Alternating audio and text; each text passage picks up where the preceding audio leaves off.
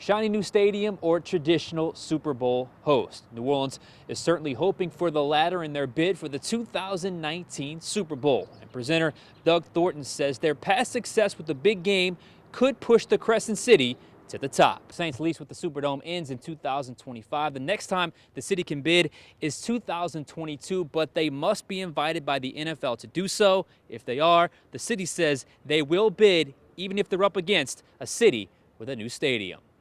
From Charlotte, North Carolina, I'm Sean Fazand for Fox 8 Sports. Now, when asked about the big elephant in the room throughout this free agency and Drew Brees' new extension, Loomis was pretty casual, saying, quote, "I'm not going to address that.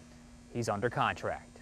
With the Saints in Baton Rouge, I'm Sean Fazand for the final play. So today was a day of emotion. Sean Payton is back and clearly loves the city of New Orleans. But tomorrow, the real work begins to get this team back to their winning ways by doing better in the draft and spending better in free agency, because another 7-9 season just isn't going to cut it. With the Saints in Metairie, I'm Sean Fazand, Fox 8 Sports. In addition to that 5-person rookie draft class, the Saints also had 18 undrafted rookies under contract here and 44 players on a tryout basis. With the Saints in Metairie, I'm Sean Fazand for Fox 8 Sports. You know, it's very rare that I would ever lead this show on a player that is not playing, but It's too big to ignore. I'm talking about Jairus Byrd. He's become one of the hottest topics among the fan base. $54 million man, as we know, yet he's not playing, and we still have no idea how close he is to coming back on the field. Well, good morning, guys, and greetings from FedEx Field here in Landover, Maryland, as you said, Juan, just outside of our nation's capital in Washington, D.C. It's actually a beautiful day here. It was cold this morning, really has warmed up as the sun has come out. Temperatures for the game should be around the mid-60s, so picture-perfect day for football. Check in downstairs once again with Sean. Thank you very much, guys. You know, you can make the case that last year the biggest hole on this entire team was that starting cornerback opposite of Keenan Lewis. It really hampered what Rob Ryan wanted to do with this defense last year. Thus, you saw the fall from grace from 4 to 31 in the NFL. Thus, this offseason, the team went on a mission to find a legitimate starting cornerback, and they did. A big one.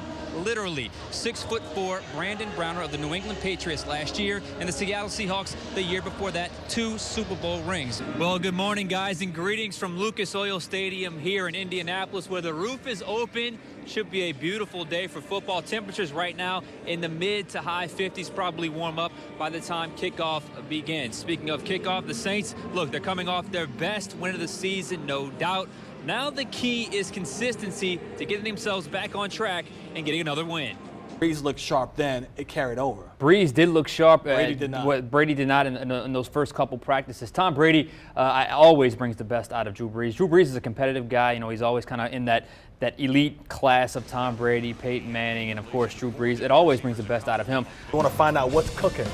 Indeed, a lot, especially with Brandon Cooks. I think at this time last year, people were talking bust when talking about Brandon Cooks. But in case you haven't noticed, Cooks has shined. And the biggest reason why is identity. The Saints have truly identified what he does and what he does not do well. He is a true receiver in every sense of the word, which means he is best when running routes. He has great route diversity. I know that sounds a little crazy, but Cooks excels when he gets the ball as he is moving. Example 1, his first catch on 4th down, which I believe really jolted the offense. Lined up in the slot. It's a deep crossing route or a dig route.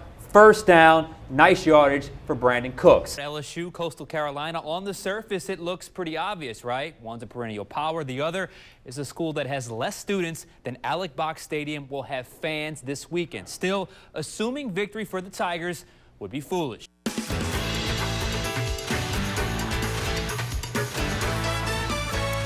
Did they just miss out on a rare opportunity or get saved from themselves? Time will only tell, as the Saints came from out of nowhere to nearly sign cornerback Josh Norman. But in the end, Norman is on his way to Washington. The Redskins outbid the black and gold for Norman's services. Early reports have his new contract for 5 years worth $75 million.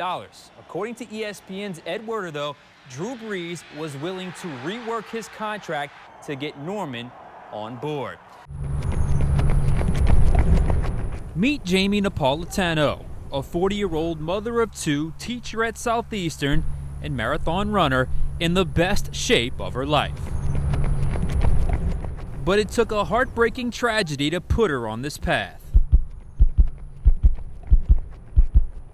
In my sophomore year in college, I had a heart attack when I was 19. Jamie battled heart disease for most of her life, and as she got into her 30s, the problem became unbearable. I just could barely breathe picking up my kids. You know, I'd try to vacuum and then I'd have to sleep for the rest of the day. And that was not normal for me.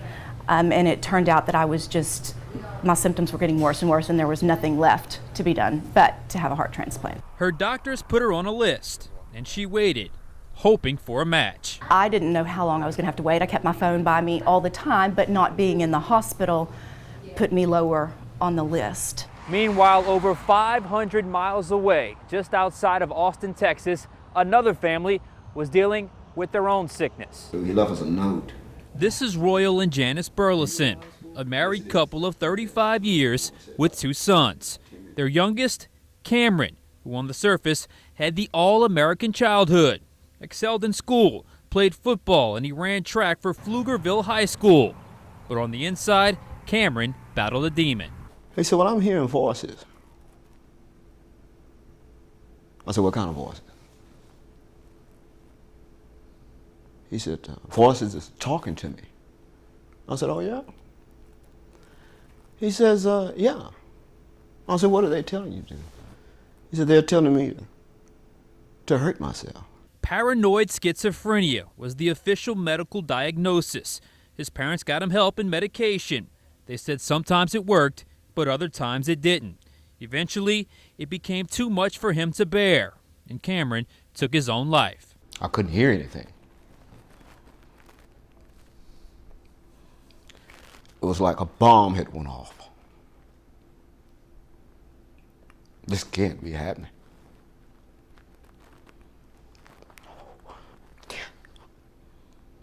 But as the Burleson family sat there in tragedy, they made one selfless decision. From there, that we went to the hospital, and the doctors said there was no brain activity.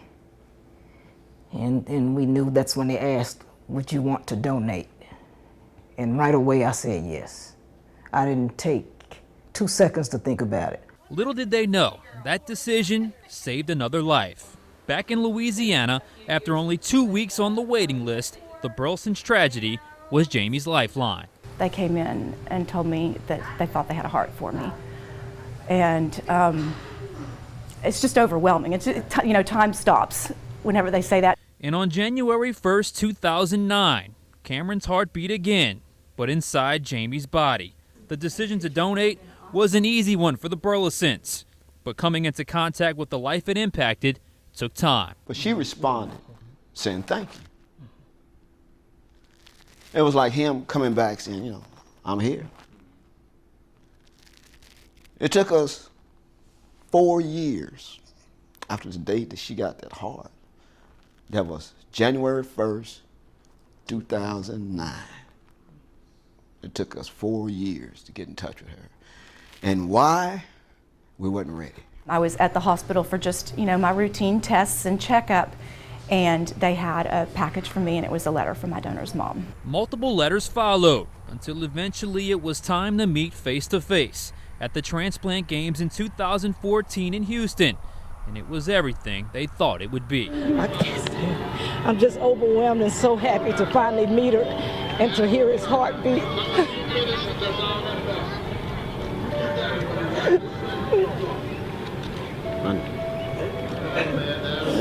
That was a moment I'll never forget. I'll treasure it always.